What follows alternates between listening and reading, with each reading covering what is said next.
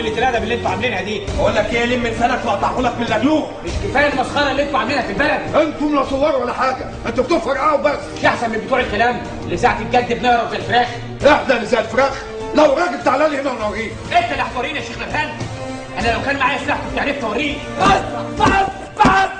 بس منك اهو. انت مش سامع بيقولوا ايه؟ انتوا اللي ابتديتوا كده. انت وهو قلت لكم ايه؟ انتوا بتعملوا ايه؟ ده مش مؤتمر، ده سواقه. عارفين يعني ايه سواقه؟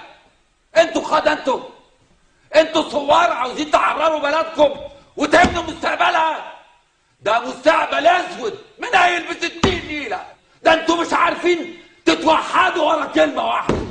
عاوزين توحدوا شعب بحاله وراكم، مش قادرين تسمعوا بعض. عاوزين شعب كربستان يسمعكم ازاي؟ ها؟ قولوا لي، اتكلموا. انتوا ما ينفعكوش غير ديكتاتور يعلق لكم المشاكل، او جيبوا حد من بره عشان يعرف يحكمكم.